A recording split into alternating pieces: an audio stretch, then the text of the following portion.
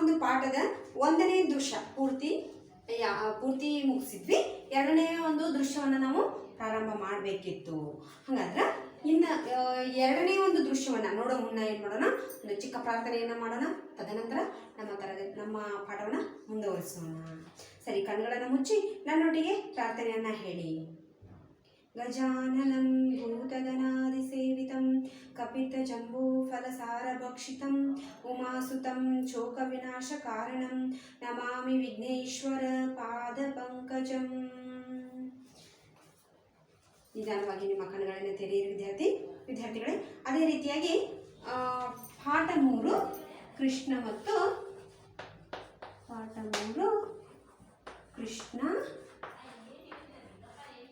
ಮತ್ತು ಸುಧಾಮ.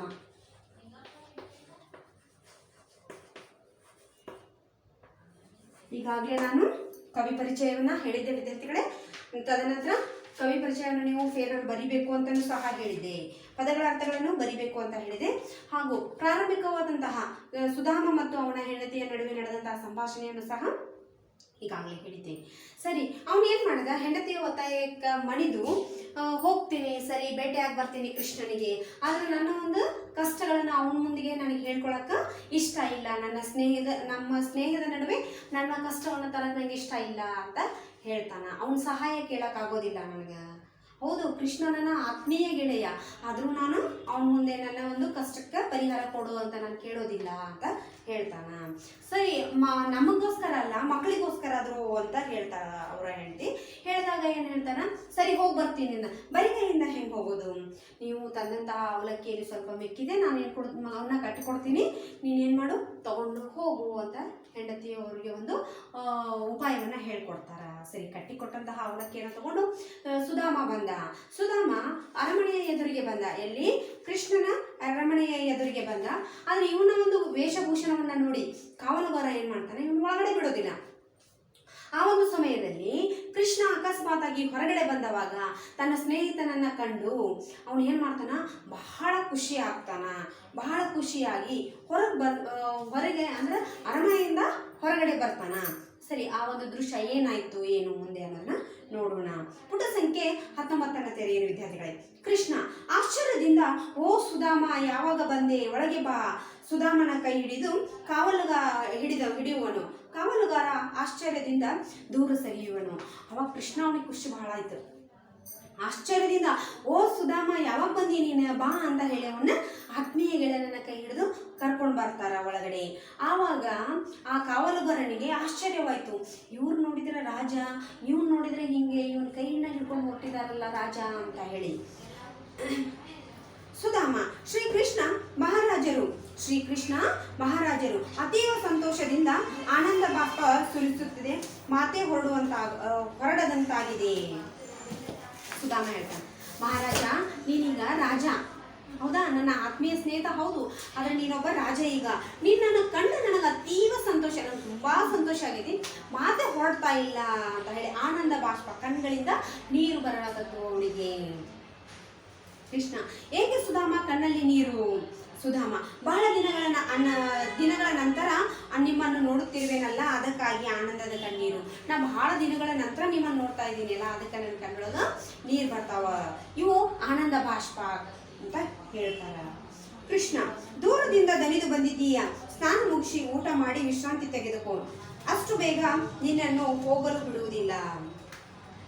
ಸರಿ, ಬಹಳ ದೂರದಿಂದ ನೀನೇನ್ ಮಾಡಿಯಲ್ಲ, ದನ್ಕೊಂಡು ಬಂದಿ, ಅದಕ್ಕಾಗಿ ನೀನೇನು ಮಾಡು, ಸ್ನಾನ ಮುಗಿಸಿ ಊಟ ಮಾಡಿ ಸ್ವಲ್ಪ ವಿಶ್ರಾಂತಿ ಮಾಡು, ನಾನು ಆನಂತರ ನಿನ್ನ ಜೊತೆಗೆ ಮಾತಾಡ್ತೀನಿ, ನಿನ್ನ ಇಷ್ಟು ಬೇಗ ನಾನು ಕಳಿಸ್ಕೊಡೋದಿಲ್ಲ ಅಂತ ಹೇಳಿ ತನ್ನ ಆತಿಥ್ಯವನ್ನ ಸ್ವೀಕಾರ ಮಾಡಬೇಕು ಅಂತ ಹೇಳ್ತಾರ. ಸುಧಾಮ, ಅಯ್ಯೋ ಅಲ್ಲ, ಅರಮನೆಯಲ್ಲಿ ಯಾರೂ ಇಲ್ಲ ಅಂತ ಹೇಳ್ತಾನ.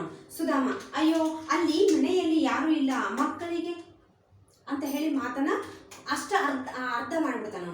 ಅಯ್ಯೋ ಮನೆಯೊಳಗೆ ಯಾರೂ ಇಲ್ಲ, ಮಕ್ಕಳಿಗೆ ಅಂತ ಇಷ್ಟ ಹೇಳ್ಬಿಡ್ತಾನೆ. ಅದಕ್ಕೆ ಕೃಷ್ಣ, ಸುಮ್ಮನಿರು, ಬಂದ ಕ್ಷಣ ಹೋಗಬೇಕಿದ್ದರೆ ಯಾಕೆ ಬಂದೆ, ಈಗ ಹೋಗ್ತಿದ್ರ ಮತ್ತೆ ಯಾಕೆ ಬಂದಿ ನೀನ ಅಂತ ಕೇಳ್ತಾನೆ. ಯಾರಲ್ಲಿ? ಸುಧಾಮನಿಗೆ ವಿಶ್ರಾಂತಿ ವ್ಯವಸ್ಥೆ ಮಾಡಿ. ಅವಾಗ ಆ ಸೇವಕನನ್ನು ಕರೆದು ಯಾರಿದ್ದೀರಿ ಅಲ್ಲಿ, ಸುಧಾಮನಿಗೆ ವಿಶ್ರಾಂತಿ ಮಾಡಲು ಅವಕಾಶವನ್ನ ಮಾಡಿಕೊಡಿ ಅಂತ ಹೇಳ್ತಾರೆ. ನನಗೂ ತುರ್ತು ಕೆಲಸವಿದೆ, ಅದು ಮುಗಿದ ತಕ್ಷಣ ಬಂದು ಬಿಡುತ್ತೇನೆ. ನನಗೂ ಒಂದು ಕೆಲಸ ಐತಿ, ನೀವು ವಿಶ್ರಾಂತಿ ಮಾಡ, ಅಲ್ಲಿವರೆಗೂ ದಣದ ಬಂದಿರ, ನೀವು ವಿಶ್ರಾಂತಿ ಮಾಡ, ತದನಂತರ ನಾವೇನ್ ಮಾಡೋಣ, ಭೇಟಿಯಾಗೋಣ, ಅಲ್ಲಿವರೆಗೂ ನಾನು ಒಂದು ಸ್ವಲ್ಪ ಕೆಲಸ ಐತಿ, ನಾನು ಮುಗಿಸ್ಕೊಂಡು ಬರ್ತೀನಿ ಅಂತ ಹೇಳ್ತಾನೆ. ಕೃಷ್ಣನ ಅರಮನೆ ಸುಧಾಮನಿಗಿರುವ ಕೋಣೆ ತೆರೆ ಸರಿದಾಗ, ಅಂದ್ರೆ ಮೂರನೇ ದೃಶ್ಯ ಇದು.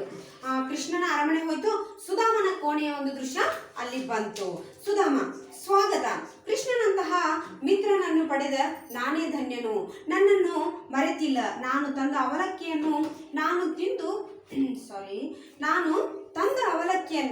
ತಾನು ತಿಂದು ಹೆಂಡತಿಗೂ ಪ್ರೀತಿಯಿಂದ ತಿಳಿಸಿದ. ಇಷ್ಟು ಪ್ರೀತಿ ವಿಶ್ವಾಸವಿರುವ ಕೃಷ್ಣನ ಹತ್ತಿರ ನನ್ನ ಬಡತನ ಹೇಳಿ ಆತನ ಮನಸ್ಸಿಗೆ ನೋವು ಬೇಸರ ಉಂಟು ಮಾಡಬಾರದು. ನನ್ನ ಬಡತನ ನನಗಿರಲಿ. ಅವಾಗ ಅವನೇನ್ ಮಾಡ್ತಾನ, ಅವನು ಆತ್ಮೀಯವಾಗಿ ಬರಮಾಡ್ಕೊಳ್ತಾನ. ಅದಕ್ಕಾಗಿ ನಾ ಧನ್ಯ, ಅವ ನನ್ನನ್ನು ಮರ್ತಿಲ್ಲ, ರಾಜ ಆದ್ರೂ ಸಹ ನನ್ನ ಮರ್ತಿಲ್ಲ. ನಾನು ತಂದ ಅವಲಕ್ಕಿಯನ್ನು ತಾನೂ ತಿಂದ, ತನ್ನ ಹೆಂಡತಿಗೂ ಸಹ ಅವನ ಕೊಟ್ಟ. ಎಷ್ಟು ಪ್ರೀತಿ ವಿಶ್ವಾಸದಿಂದ ನನ್ನ ಹತ್ತಿರ ಮಾತಾಡಿದ. ಇಂಥ ಒಂದು ಮನಸ್ಸಿರುವ ಗೆಳೆಯನಿಗೆ ನನ್ನ ಕಷ್ಟವನ್ನ ಹೇಳಲು ನನಗಿಷ್ಟ ಇಲ್ಲ, ನನ್ನ ಬಡತನ ನನಗೆ ಇರಲಿ ಅಂತ ಹೇಳ್ತಾನೆ. ಕೃಷ್ಣ ಹಿಂದಿನಿಂದ ಬರುತ್ತಾ, ಅಯ್ಯೋ ಏನು ಯೋಚಿಸುತ್ತಿರುವೆ? ಇವ ಕೂತಿರ್ತಾನಲ್ಲಿ, ಇವನ ಒಂದು ವಿಶ್ರಾಂತಿ ಸ್ಥಳದಲ್ಲಿ ಕೋಣೆಯೊಳಗ. ಅವಾಗ ಸುಧಾಮ ಕೃಷ್ಣ ಕೇಳ್ತಾನೆ, ಏನ್ ಯೋಚಿಸಕತ್ತಿ ನೀನು ಅಂತ ಕೇಳ್ತಾನೆ. ಸುಧಾಮ: ಏನಿಲ್ಲ ಕೃಷ್ಣ, ಏನಿಲ್ಲ ಸುಮ್ಮನೆ, ಏನಿಲ್ಲ ಕೃಷ್ಣ, ಏನೂ ಇಲ್ಲ ಸುಮ್ಮನೆ ಅಂತ ಹೇಳ್ತಾನೆ. ಕೃಷ್ಣ: ನೀ ಬಂದು ನನ್ನ ಮನಸ್ಸಿಗೆ ತುಂಬಾ ಸಂತೋಷವನ್ನು ಉಂಟು ಮಾಡಿದೆ. ನನಗೆ ಗುರುಕುಲದ ಜೀವನ ನೆನಪಾಗುತ್ತಿದೆ. ಕೃಷ್ಣ ಹೇಳ್ತಾನೆ, ಸುಧಾಮ ನೀನು ಬಂದು ಒಳ್ಳೆ ಕೆಲಸ ಮಾಡಿದಿ, ನನಗೆ ಬಹಳ ಖುಷಿ ಆಯ್ತು. ನಾನು ಗುರುಕುಲದಲ್ಲಿ ಕಳೆದಂತಹ ನಮ್ಮ ದಿನಗಳನ್ನು ಏನ್ ಮಾಡಕತ್ತೀನಿ, ಆ ಜೀವನವನ್ನ ನೆನಪಿಸ್ಕೊಳಕತ್ತೀನಿ, ನನಗೆ ಬಹಳ ಸಂತೋಷವಾಗ್ತಿದೆ ಅಂತ ಹೇಳ್ತಾನೆ. ಸುಧಾಮ: ಒಟ್ಟಿಗೆ ಊಟ ಮಾಡುತ್ತಿದ್ದೆವು, ಕೂಡಿ ಕಲಿಯುತ್ತಿದ್ದೆವು, ಕಟ್ಟಿಗೆ ತರಲು ಹೋಗುತ್ತಿದ್ದೆವು. ಒಟ್ಟಿಗೆ ಊಟ ಮಾಡ್ತಿದ್ವಿ, ಒಟ್ಟಿಗೆ ಕಲಿಯುತ್ತಿದ್ವಿ, ಅದೇ ರೀತಿಯಾಗಿ ಕಟ್ಟಿಗೆಯನ್ನು ಸಹ ತರಲು ಹೋಗ್ತಾ ಇದ್ವಿ. ಕೃಷ್ಣ: ಗುರುಮಾತೆ ಕೊಟ್ಟ ಹುರಿದ ಕಡಲೆ ತಿಂದಿದ್ದು, ನಿನ್ನ ಪಾಲಿನ ಕಡಲೆ ನಾನೇ ಕಸಿದುಕೊಂಡಿದ್ದು ಅಂತ ಹೇಳ್ತಾನ. ಗುರುಮಾತೆ ಕಟ್ಟಿಗೆ ಹಾರಿಸೋದ್ನಾಗ ಅವ್ರಿಗೆ ಏನ್ ಮಾಡತ್ತಾರ, ಒಂದು ಹಿಡಿ ಕಡಲೆಯನ್ನ ಕೊಟ್ಟಿರ್ತಾರ. ಅವಾಗ ಏನ್ ಮಾಡಿರ್ತಾರ, ಕೃಷ್ಣ ಸುಧಾಮನಿಗೆ ಕೊಡದನ ತಾನು ತಿಂದಿರ್ತಾನ. ಅದನ್ನು ಸಹ ಏನ್ ನೆನಪಿಸ್ಕೊಂಡು ಹೇಳಾಕತ್ತಾರ, ನಿನ್ನ ಪಾಲಿನ ಕಡಲೆ ನಾನೇ ಕಸಿದುಕೊಂಡಿದ್ದು. ಸುಧಾಮ ತಡವರಿಸುತ್ತಾ, ಹಸಿವು ಬಡತನ ಏನೂ ನೆನಪು ಮಾಡಿಕೊಳ್ಳಲು ಯತ್ನಿಸಿ ಮೌನವಾಗಿರುವನು. ಅವನಿಗೆ ಒಂದ್ ಕಡೆ ಹಸಿವು, ಒಂದ್ ಕಡೆ ಮಕ್ಕಳ ನೆನಪು, ಒಂದ್ ಕಡೆ ತನ್ನ ಒಂದು ಬಡತನ. ಅವನಿಗೆ ಏನ್ ಮಾತಾಡ್ಬೇಕು ಅನ್ನೋದು ಗೊತ್ತಾಗಲಿಲ್ಲ. ಏನ್ ಮಾಡ್ತಾನ, ಮೌನವಾಗಿ ಕುಳಿತು ಬಿಡ್ತಾನ.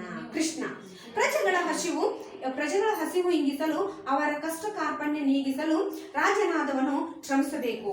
ಆಗ ಮಾತ್ರ ಅವನು ನಿಜವಾದ ರಾಜನಾಗುವನು.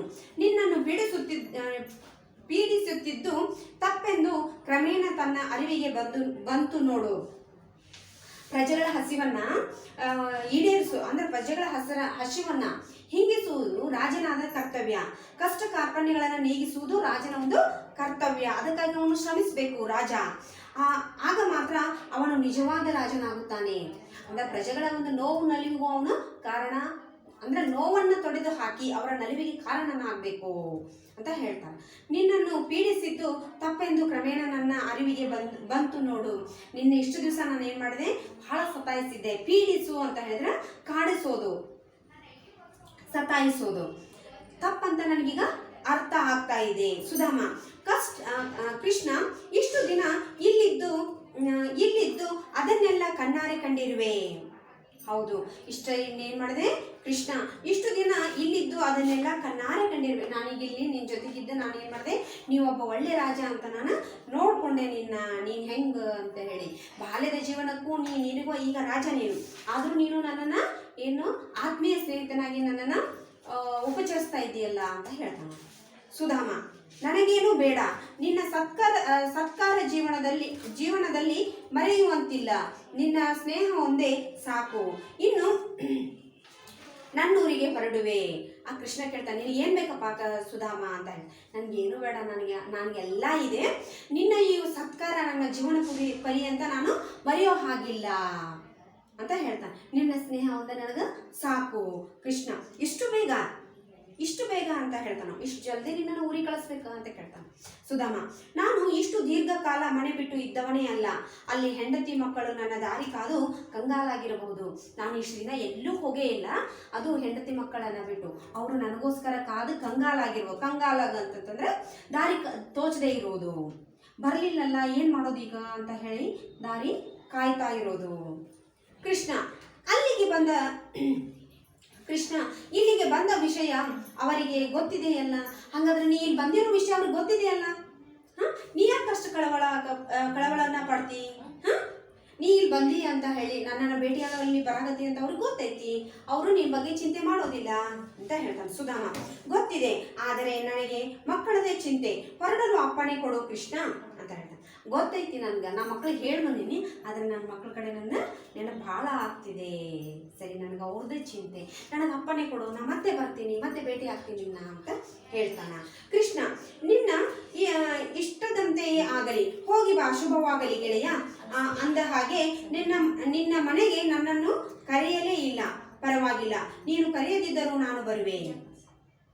ಸರಿ, ನೀವು ಹೋಗ್ಬಾ ಗೆಳೆಯ, ನಿನ್ನ ಇಷ್ಟದಂತೆ ಆಗಲಿ, ನಾನು ನಿನ್ನ ತಡೆಯೋದಿಲ್ಲ, ಶುಭವಾಗಲಿ, ಹೋಗಿ ಬಾ ನೀನು. ಹೌದು, ನೀ ನನ್ನ ಮನೆಗೆ ಕರೀಲೇ ಇಲ್ಲಲ್ಲ, ನೀ ಕರೀಲಿಕ್ಕೂ ನಾನು ಬಂದೇ ಬರ್ತೀನಿ ಅಂತ ಹೇಳಿ ಕೃಷ್ಣ ಹೇಳ್ತಾನ. ಸುಧಾಮ, ಅಯ್ಯೋ ನನ್ನ ಮನೆಗೆ ಬೇಡ ಕೃಷ್ಣ. ಅವಾಗ ಏನಿರ್ತಾನೆ ಸುಧಾಮ, ಅಯ್ಯೋ ನನ್ನ ಮನೆಗ ಬೇಡಪ್ಪ, ಬೇಡ ಕೃಷ್ಣ ಅಂತ ಹೇಳ್ತಾನೆ. ಕೃಷ್ಣ, ಈಗ ಚಿಂತೆ ಬಿಟ್ಟು ಹೊರಡು, ಒಳ್ಳೆಯದಾಗಲಿ.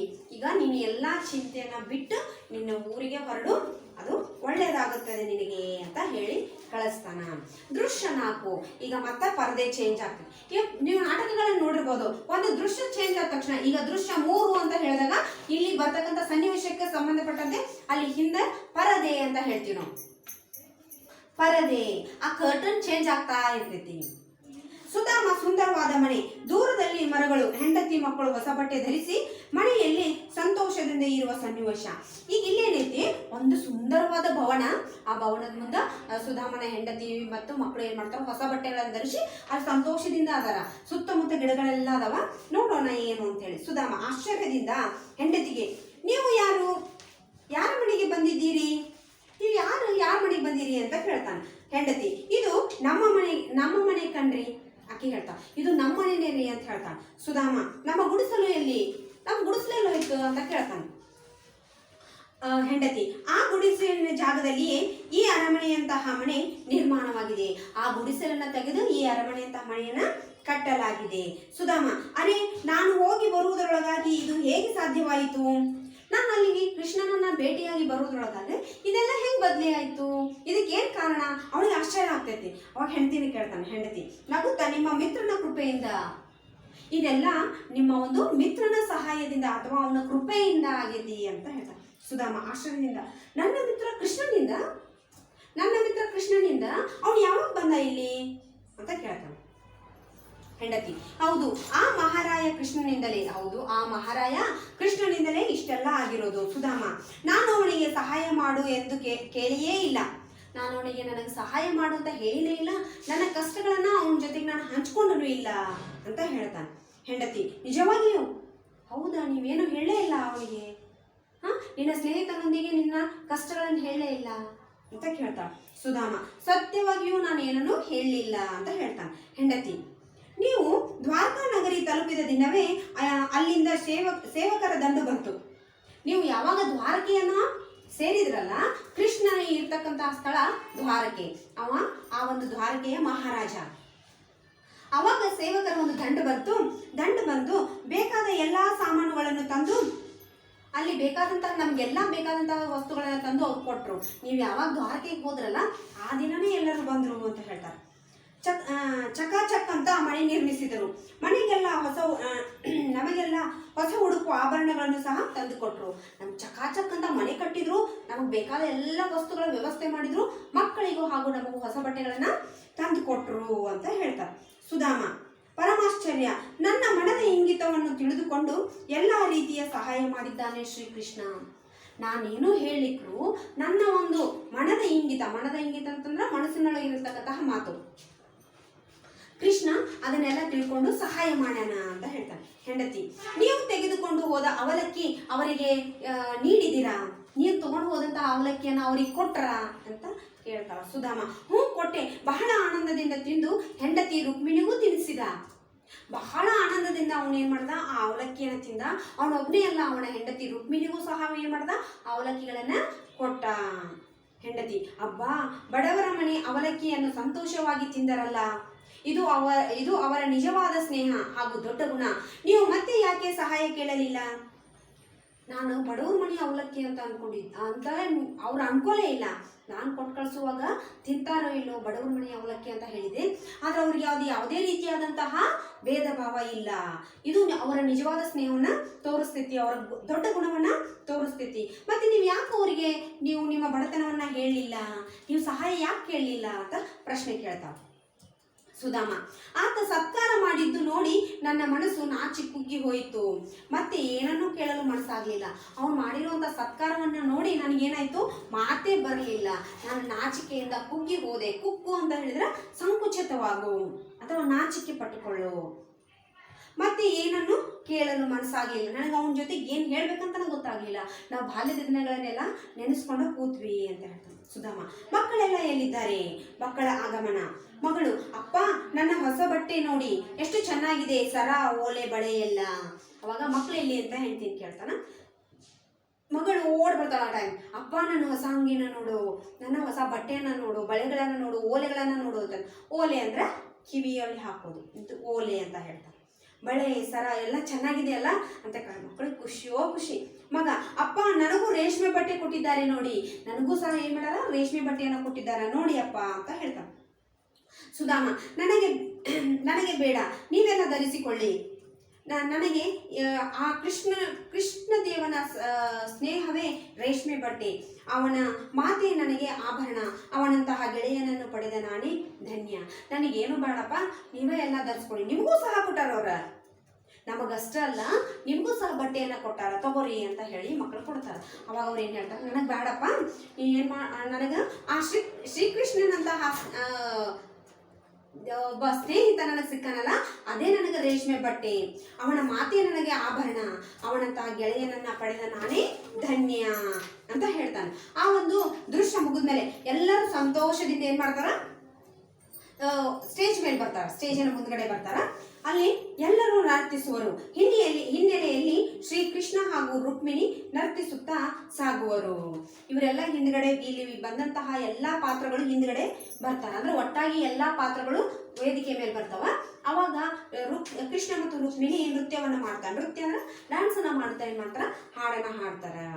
ಸರಿ, ಈ ಒಂದು ಪಾಠವನ್ನ ಮತ್ತೆ ಮತ್ತೆ ಓದಿ ವಿದ್ಯಾರ್ಥಿಗಳೇ. ಅತ್ಯುತ್ತಮವಾದಂತಹ ಸ್ನೇಹಕ್ಕೆ ಉದಾಹರಣೆ ಕೃಷ್ಣ ಮತ್ತು ಸುಧಾಮ. ಗೆಳೆಯ ತನ್ನ ಅಂದ್ರೆ ತನ್ನ ಮನಸ್ಸಿನಲ್ಲಿ ಇರ್ತಕ್ಕಂತಹ ಮಾತನ್ನ ಹೇಳ್ತಿದ್ರು, ಎಷ್ಟೋ ಕಷ್ಟಗಳಿದ್ರು ಅವನು ತನ್ನ ಸ್ನೇಹಿತನ ಮುಂದೆ ಹೇಳಲಿಲ್ಲ. ಆ ಸ್ನೇಹಿತನ ಕಷ್ಟಗಳನ್ನ ಅರ್ಥಕೊಂಡು ಕೃಷ್ಣ, ಸ್ನೇಹಿತ ಇಲ್ಲಿದ್ರು ಸಹ ಹೋಗಿ ಅವನ ಮನೆಯಲ್ಲಿ ಏನ್ ಮಾಡತಾನ, ಅವನಿಗೆ ಬೇಕಾದಂತಹ ವಸ್ತುಗಳನ್ನ, ಅವನ ಕಷ್ಟವನ್ನ ಪರಿಹಾರ ಮಾಡಿ ಬಂದಿರ್ತಾನ. ಅದಕ್ಕಾಗಿ ಇವರಿಬ್ಬರ ಒಂದು ಸ್ನೇಹ ಅತ್ಯಂತ ಪವಿತ್ರವಾದದ್ದು, ಅತ್ಯಂತ ಜನಪ್ರಿಯವಾದದ್ದು. ಇದು ಸ್ನೇಹಕ್ಕೆ ಸಿಗ್ತಕ್ಕಂತಹ ಒಂದು ಮಹತ್ವ. ಸರಿ, ಈ ಒಂದು ಪಾಠದಲ್ಲಿ ಕೊಟ್ಟಿರ್ತಕ್ಕಂತಹ ಪದಗಳ ಅರ್ಥಗಳನ್ನ ಈಗಾಗಲೇ ನಾನು ಕವಿ ಪರಿಚಯವನ್ನ ಕೊಟ್ಟಿದ್ದೇನೆ ವಿದ್ಯಾರ್ಥಿಗಳೇ. ಮೊದಲಿಗೆ ಪಾಠದ ತಲೆಬರಹವನ್ನು ಬರೆದು ತದನಂತರ ಕವಿ ಪರಿಚಯವನ್ನು ಬರಿಬೇಕು, ತದನಂತರ ಪದಗಳ ಅರ್ಥವನ್ನ ಬರಿಬೇಕು. ಇದು ಇಂದಿನ ಮನೆ ಕೆಲಸ. ನಂತರ ಮುಂದಿನ ತರಗತಿಯಲ್ಲಿ ನಾವು ಇಲ್ಲಿ ಕೊಟ್ಟಿರ್ತಕ್ಕಂತಹ ಪ್ರಶ್ನೋತ್ತರಗಳನ್ನ ಮೌಖಿಕವಾಗಿ ಬಿಡಿಸ್ತೀನಿ ವಿದ್ಯಾರ್ಥಿಗಳೇ. ತದನಂತರ ನಾನು ನಿಮಗೆ ಆ ಒಂದು ಫೋಟೋಗಳನ್ನ ಕಳಿಸ್ತೀನಿ. ಅಲ್ಲಿವರೆಗೂ ಈ ಪಾಠವನ್ನ ಓದಿ ಕಠಿಣ ಪದಗಳನ್ನ ಗುರುತಿಟ್ಕೊಳ್ಳಿ. ನಿಮ್ಗೆ ಯಾವುದೇ ಪದಗಳ ಅರ್ಥ ಸಿಗದೇ ಇದ್ರೆ ನನ್ನೊಟ್ಟಿಗೆ ಅವುಗಳನ್ನ ಚರ್ಚಿಸಿ ವಿದ್ಯಾರ್ಥಿಗಳೇ. ಅಲ್ಲಿಯವರೆಗೂ ಶುಭ ದಿನ.